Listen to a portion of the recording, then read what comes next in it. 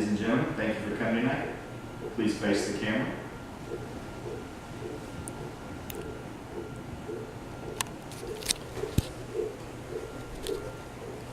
Tonight we'll be having a short discussion. What would you think if I told you there was an animal that has been extinct in the wild for over 1,000 years, yet still roams the earth? That would completely defy the definition of extinction within it. But the Pere's David deer has seemed to have done that. This deer, which is brown, has a very long tail, which is not normal for a deer, very majestic horns, but has these huge donkey ears, has lived to tell the tale of extinction.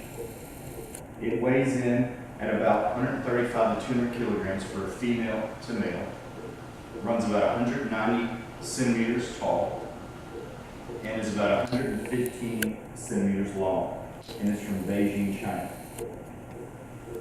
This deer has been extinct, like I said, for over 1,000 years in its native land in the wild of China. The only place it has lived is on an island in the Imperial Garden. And during the 1800s, it was guarded by the emperor's soldiers so that nobody could hunt them, hurt them, or seize them. A flood in the 1800s came through and washed the walls out. Many of the deer drowned, and the rest of them got loose. And during the Boxer Revolution, a few of them were hunted and killed by soldiers for food during the summer. The only place these deer now are living are in zoos, reserves, and on game ranches.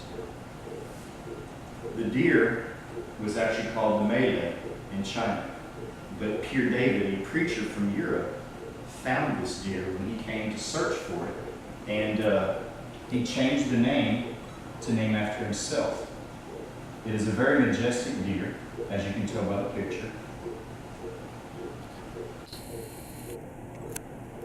with huge horns. They took it to Europe and they put it in zoo. The king of Europe at that time, he put it and had it bred with all kinds of deer so that the herds would expand. He knew that in China there were only 18 left. Within a few years he already had 53. Inbreeding was all they could do, so some of the deer were taken down because of that issue. In Europe, like I said, zoos, reserves are the only place for these deer.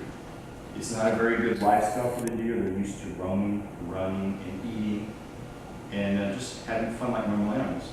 But they were all in captivity, which did not fulfill the lifestyle and help the deer to thrive.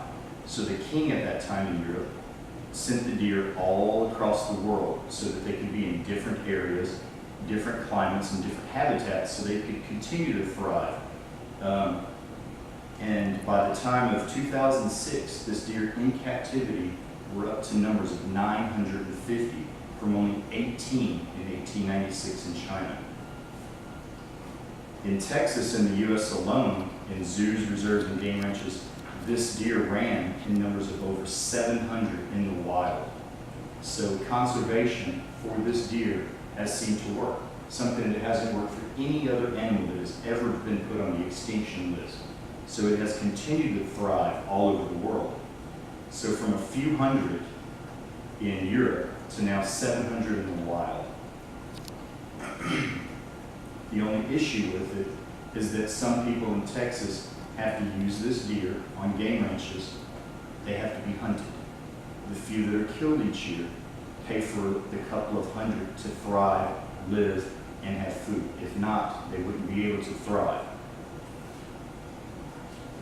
It is a very strange and weird story that an animal with the term extinction in its name, the definition of death, still is living, breathing, and running around the world in Europe, America, all over the world, except in its native land of China, where it is deemed extinct in the wild.